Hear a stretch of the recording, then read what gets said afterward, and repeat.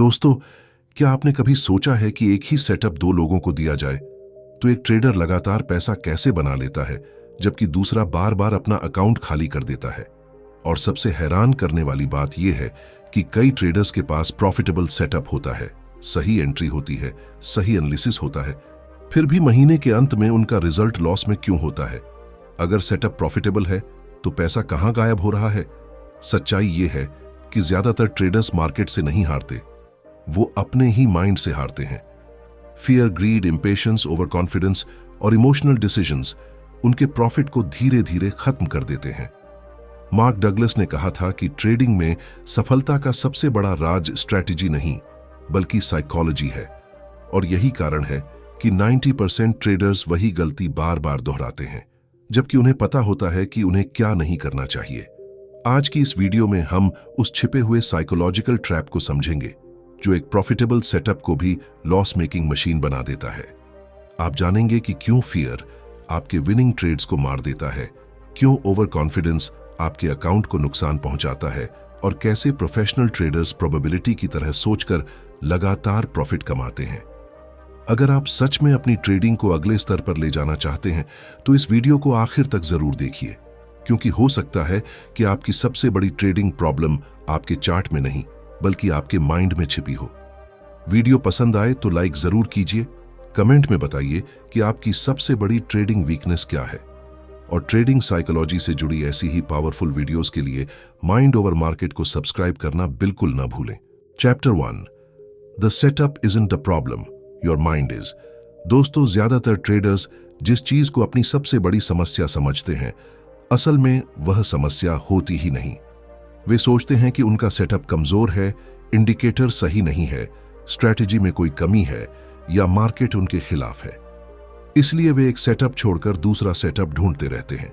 एक दिन price action, दूसरे दिन आईसीटी, फिर स्मार्ट मनी कॉन्सेप्ट, फिर ऑप्शन स्ट्रैटेजी। लेकिन महीनों और कभी कभी सालों बाद भी उनका रिजल्ट वही रहता है, लॉस, फ्रस्ट्रेशन और कंफ्यूजन। सवाल यह है कि अगर प्रॉब्लम सेटअप में है तो इतने सारे सेटअप बदलने के बाद भी रिजल्ट क्यों नहीं बदलता? मार्क डगलस का मानना था कि ट्रेडिंग में सबसे बड़ा दुश्मन मार्केट नहीं बल्कि ट्रेडर का अपना माइंड होता है। यही वह सच्चाई है जिसे ज्यादातर लोग स्वीकार नहीं करना चाहते, क्योंकि अपने माइंड को बदलना किसी इंडिकेटर को बदलने से कहीं ज्यादा मुश्किल होता है। इमेजिन कीजिए, दो ट्रेडर्स हैं, दोनों के पास बिल्कुल एक जैसा प्रॉफिटेबल सेटअप है, दोनों एक ही चार्ट देख रहे हैं, दोनों को एक ही एंट्री सिग्नल मिलता है, लेकिन कुछ घंटों बाद एक ट्रेडर प्रॉफिट में होता है और दूसरा लॉस में। ऐसा क्यों? कारण यह नहीं कि सेटअप अलग था, कारण यह है कि उनकी साइकोलॉजी अलग थी। पहला ट्रेडर अपने रूल्स पर भरोसा करता है, वह जानता है कि हर ट्रेड जीतने के लिए नहीं होता, इसलिए वह शांत रहता है। दूसरी तरफ दूसरा ट्रेडर एंट्री लेते ही डरने लगता है। प्राइस थोड़ा नीचे जाता है तो उसे लगता है कि ट्रेड गलत है, वह जल्दी एग्जिट कर देता है। कुछ मिनट बाद मार्केट उसी डायरेक्शन में तेजी से भागती है, अब उसे पछतावा होता है। फिर वह बिना सिग्नल के दोबारा एंट्री लेता है। इस बार मार्केट रिवर्स हो जाती है और लॉस बढ़ जाता है। यहीं से एक खतरनाक साइकिल शुरू होती है। लॉस होने के बाद ट्रेडर इमोशनल हो जाता है, वह मार्केट से पैसा वापस लेने की कोशिश करता है। वह सोचता है कि अगला ट्रेड पिछले लॉस की भरपाई कर देगा, लेकिन अब उसके डिसीजंस लॉजिक से नहीं, इमोशन से आ रहे होते हैं। और जब इमोशन ट्रेडिंग को कंट्रोल करने लगती है तब सबसे प्रॉफिटेबल सेटअप भी बेकार हो जाता है। सच्चाई यह है कि मार्केट को आपकी उम्मीदों से कोई फर्क नहीं पड़ता। मार्केट को यह भी फर्क नहीं पड़ता कि आपने कितनी मेहनत से एनालिसिस किया है। मार्केट सिर्फ वही करेगी जो उसे करना है। लेकिन ट्रेडर का माइंड हर चीज को पर्सनल बना लेता है। एक लॉस को वह फेलियर समझता है, एक विनिंग ट्रेड को वह अपनी जीनियस समझता है, और यही सोच उसे लगातार गलत फैसले लेने पर मजबूर करती है। प्रोफेशनल ट्रेडर्स और लूजिंग ट्रेडर्स के बीच सबसे बड़ा अंतर नॉलेज का नहीं होता। अक्सर दोनों को मार्केट के बारे में लगभग समान जानकारी होती है, अंतर होता है इमोशनल कंट्रोल का। प्रोफेशनल ट्रेडर जानता है कि उसका काम भविष्य प्रिडिक्ट करना नहीं है, उसका काम सिर्फ अपने एज को एग्जीक्यूट करना है, जबकि लूजिंग ट्रेडर हर ट्रेड में सर्टेनिटी ढूंढता है। वह चाहता है कि मार्केट उसकी बात माने, और जब ऐसा नहीं होता तो उसका कॉन्फिडेंस टूट जाता है। याद रखिए, मार्केट में पैसा कमाने के लिए परफेक्ट सेटअप की जरूरत नहीं होती, जरूरत होती है परफेक्ट एग्जीक्यूशन की। और परफेक्ट एग्जीक्यूशन तभी संभव है जब आपका माइंड शांत हो, डिसिप्लिन मजबूत हो और आप अपने इमोशंस को डिसीजन से अलग रख सकें। यही वह जगह है जहां अधिकांश ट्रेडर्स हार जाते हैं। वे चार्ट पढ़ना सीख लेते हैं लेकिन खुद को पढ़ना नहीं सीखते। वे कैंडलस्टिक पैटर्न याद कर लेते हैं लेकिन अपने फियर और ग्रीड को नहीं समझते। और यही कहानी और भी दिलचस्प हो जाती है, क्योंकि अगर माइंड ही असली प्रॉब्लम है तो सबसे बड़ा सवाल यह है कि आखिर ऐसा क्या है जो एक ट्रेडर को अपने ही रूल्स तोड़ने पर मजबूर कर देता है। आखिर क्यों लोग जानते हुए भी वही गलती बार बार दोहराते हैं? इसका जवाब ट्रेडिंग की दुनिया के सबसे खतरनाक दुश्मन में छिपा है, fear. Chapter 2, the fear cycle that destroys winning trades. दोस्तों, सवाल यह नहीं है कि ट्रेडर्स लॉस से क्यों डरते हैं। असली सवाल यह है कि फियर इतना पावरफुल क्यों होता है कि वह एक अच्छे ट्रेडर को भी अपने रूल्स तोड़ने पर मजबूर कर देता है। मार्केट में फियर सिर्फ एक इमोशन नहीं है, यह एक ऐसी अदृश्य ताकत है जो आपके डिसीजन मेकिंग प्रोसेस को धीरे धीरे कंट्रोल करने लगती है। और सबसे खतरनाक बात यह है कि ज्यादातर ट्रेडर्स को पता भी नहीं चलता कि वे फियर के प्रभाव में ट्रेडिंग कर रहे हैं। इमेजिन कीजिए कि आपने अपने सेटअप के अनुसार एक परफेक्ट एंट्री ली है, एनालिसिस सही है, रिस्क मैनेजमेंट सही है, सब कुछ प्लान के अनुसार है, लेकिन एंट्री के कुछ ही मिनट बाद मार्केट थोड़ा आपके खिलाफ जाने लगती है। अचानक आपके मन में सवाल उठने लगते हैं, क्या एनालिसिस गलत था? क्या मार्केट रिवर्स हो रही है? क्या मुझे अभी एग्जिट कर जाना चाहिए? और यही वह पल होता है जहां फियर अपना काम शुरू करता है। ध्यान दीजिए, मार्केट अभी तक आपको कोई बड़ा नुकसान नहीं दे रही, लेकिन आपका माइंड पहले ही वर्स्ट केस सिनेरियो बनाना शुरू कर देता है।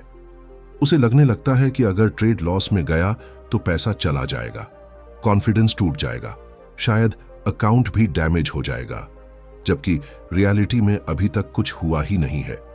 फियर भविष्य की एक इमेजिनरी पिक्चर बनाता है और ट्रेडर उसी काल्पनिक डर के आधार पर डिसीजन लेने लगता है। यहीं से पहला नुकसान होता है। ट्रेडर अपनी विनिंग ट्रेड को जल्दी एग्जिट कर देता है, उसे छोटा प्रॉफिट मिल जाता है और वह राहत महसूस करता है। लेकिन कुछ देर बाद मार्केट उसी डायरेक्शन में तेजी से मूव करती है। अब ट्रेडर को पछतावा होता है। वह सोचता है कि अगर थोड़ा और रुक जाता तो बड़ा प्रॉफिट मिलता, लेकिन अब बहुत देर हो चुकी होती है। फिर शुरू होता है फियर का दूसरा रूप, जिसे फोमो यानी फियर ऑफ मिसिंग आउट कहते हैं। अब ट्रेडर मार्केट के पीछे भागने लगता है।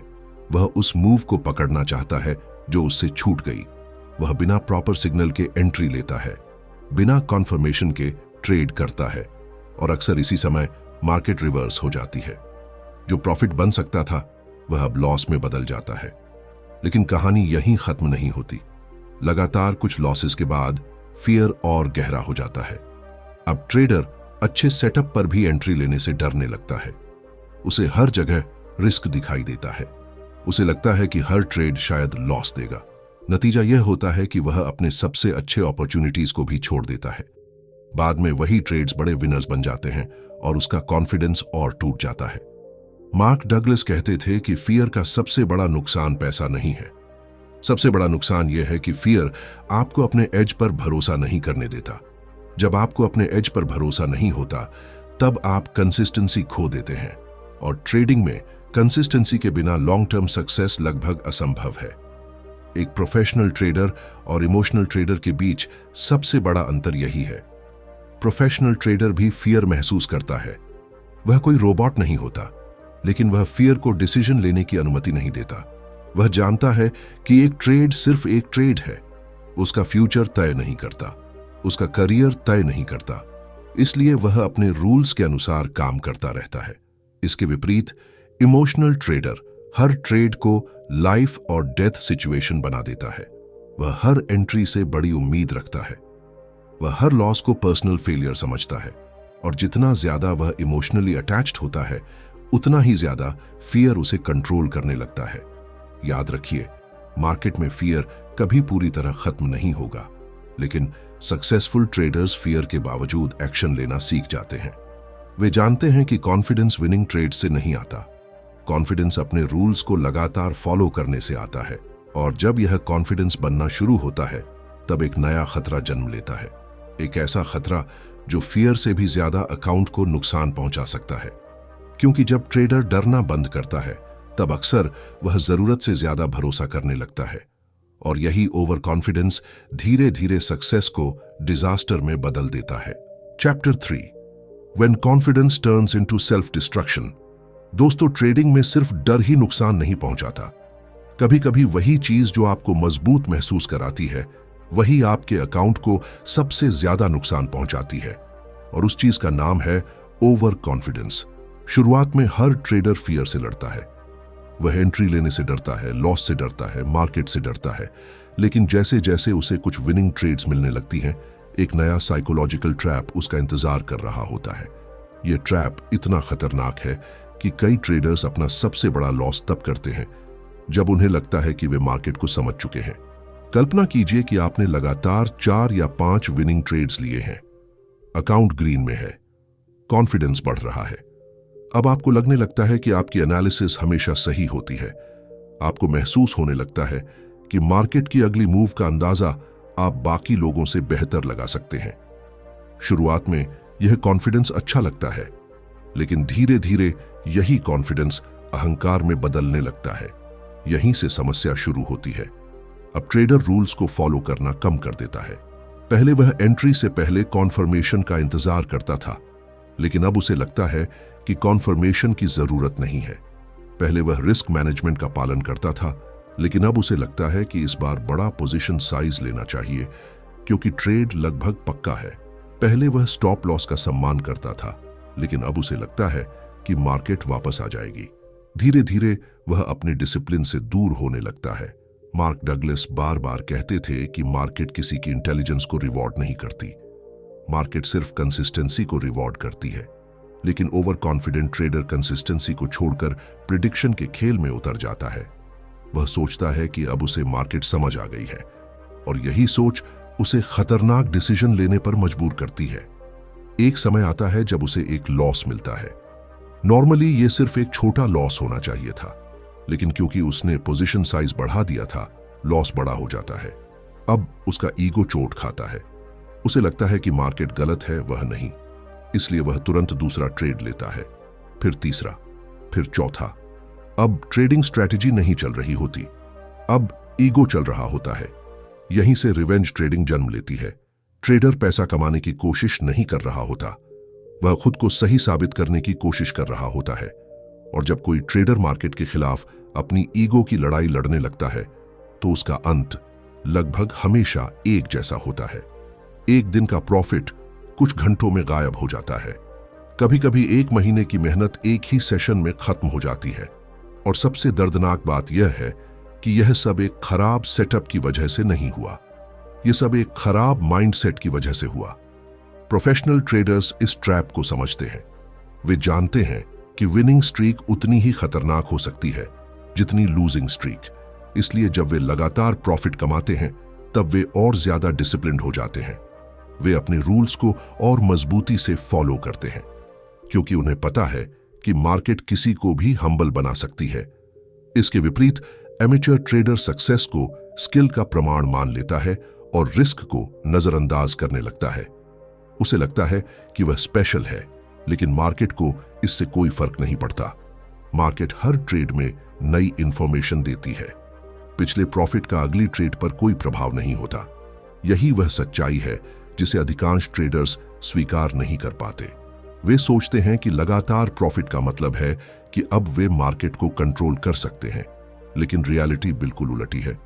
जिस दिन आपको लगे कि आप मार्केट को कंट्रोल कर सकते हैं, उसी दिन मार्केट आपको एक बड़ा सबक सिखाने की तैयारी कर रही होती है। फियर आपको जल्दी एग्जिट कराता है, ओवर कॉन्फिडेंस आपको जरूरत से ज्यादा रिस्क लेने पर मजबूर करता है। दोनों अलग दिखते हैं, लेकिन दोनों की जड़ एक ही है। दोनों आपको रियलिटी से दूर ले जाते हैं, और जब तक ट्रेडर रियलिटी को स्वीकार नहीं करता, तब तक कंसिस्टेंसी एक सपना बनी रहती है। तो सवाल यह है कि अगर फियर भी गलत है और ओवर कॉन्फिडेंस भी गलत है, तो फिर सही रास्ता क्या है?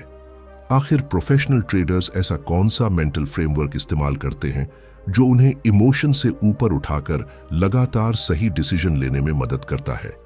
इसका जवाब ट्रेडिंग साइकोलॉजी के सबसे शक्तिशाली कॉन्सेप्ट में छिपा है, probability thinking. Chapter 4, the probability mindset. Most traders never develop. कल्पना कीजिए कि आपके सामने एक सिक्का रखा है। अगर उस सिक्के को 10 बार उछाला जाए तो क्या आप हर बार हेड आने की उम्मीद करेंगे? बिल्कुल नहीं।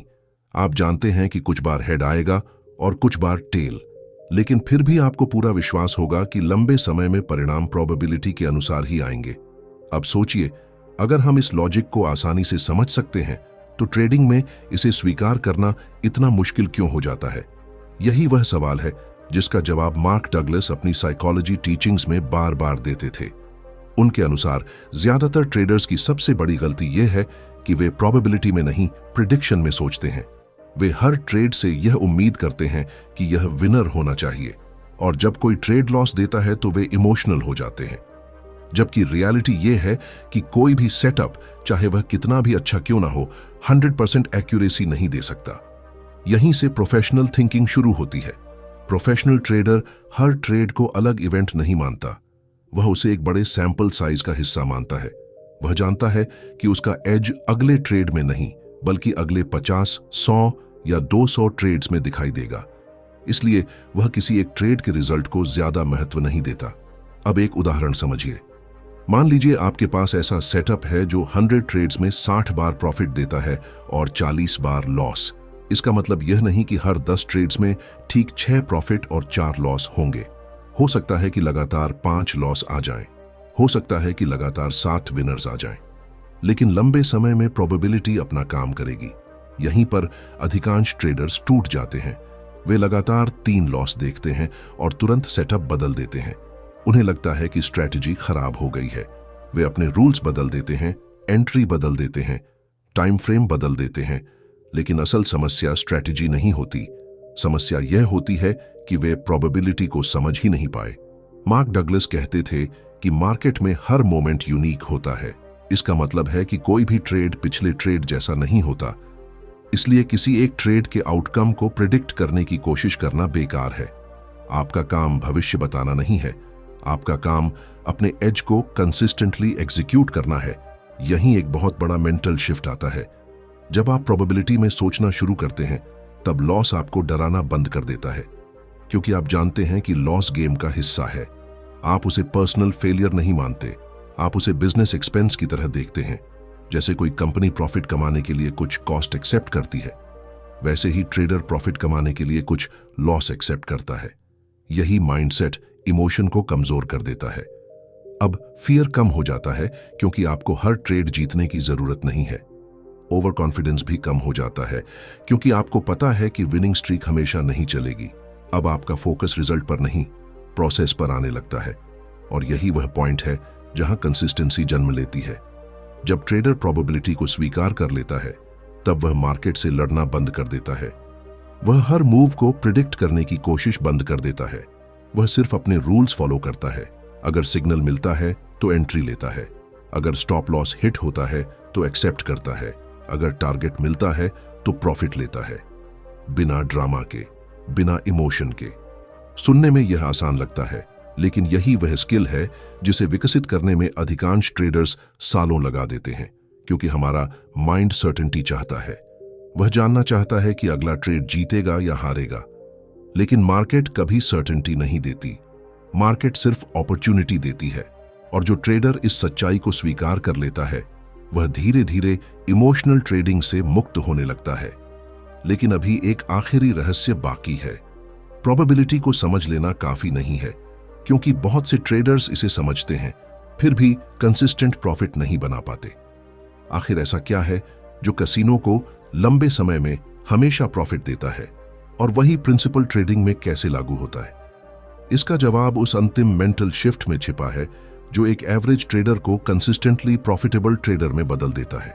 Chapter 5, trading like a casino, the secret to consistent profits.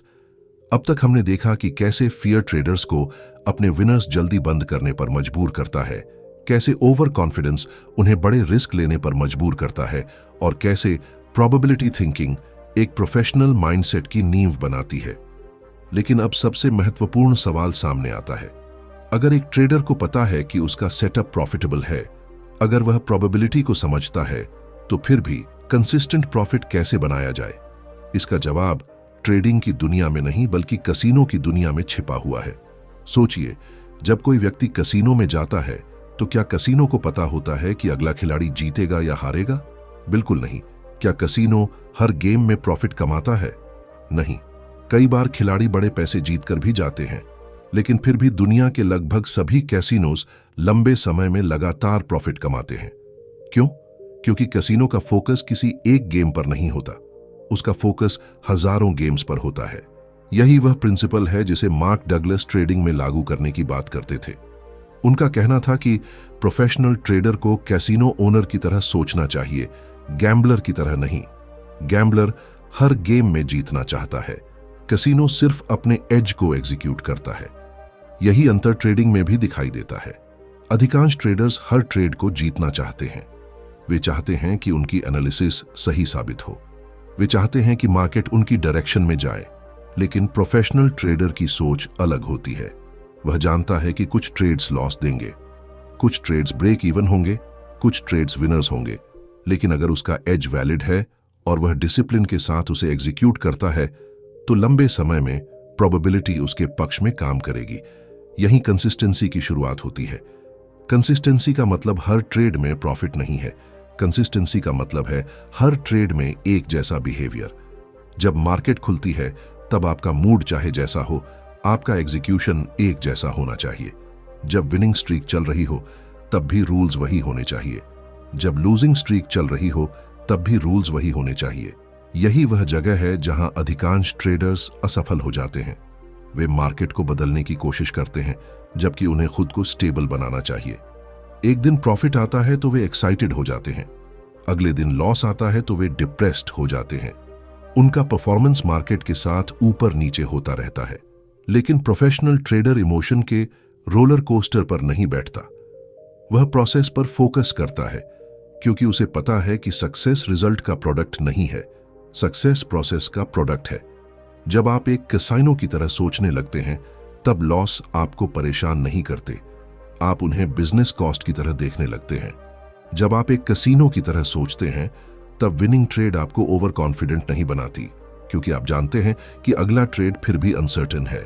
और जब आप एक कैसीनो की तरह सोचते हैं तब मार्केट आपको इमोशनली कंट्रोल करना बंद कर देती है।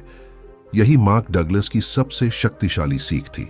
मार्केट में कंसिस्टेंट प्रॉफिट कमाने के लिए आपको मार्केट को कंट्रोल करने की जरूरत नहीं है, आपको खुद को कंट्रोल करने की जरूरत है। आपको परफेक्ट सेटअप की जरूरत नहीं है, आपको परफेक्ट प्रेडिक्शन की जरूरत नहीं है, आपको हर ट्रेड जीतने की जरूरत नहीं है। आपको सिर्फ एक चीज की जरूरत है, एक ऐसा माइंडसेट जो प्रोबेबिलिटी को स्वीकार करे, रिस्क को सम्मान दे और डिसिप्लिन को रिजल्ट से ऊपर रखे। क्योंकि अंत में ट्रेडिंग चार्ट्स का गेम नहीं है, ट्रेडिंग इंडिकेटर्स का गेम नहीं है, ट्रेडिंग स्ट्रैटेजी का गेम भी नहीं है। ट्रेडिंग सबसे पहले माइंड का गेम है। और यही कारण है कि दो लोग एक ही सेटअप इस्तेमाल कर सकते हैं, लेकिन उनके रिजल्ट्स पूरी तरह अलग हो सकते हैं। एक ट्रेडर मार्केट से लड़ता रहता है, दूसरा ट्रेडर खुद पर मास्टरी हासिल करता है। पहला ट्रेडर लगातार नया सेटअप खोजता रहता है, दूसरा ट्रेडर अपने माइंड को ट्रेन करता है। और आखिर में मार्केट हमेशा उसी को रिवॉर्ड करती है जिसने अपने इमोशंस को हराया हो।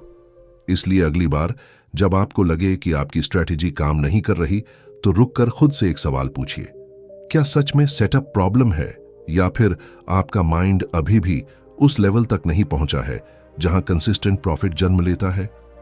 शायद इसी सवाल का जवाब आपकी पूरी ट्रेडिंग जर्नी बदल सकता है।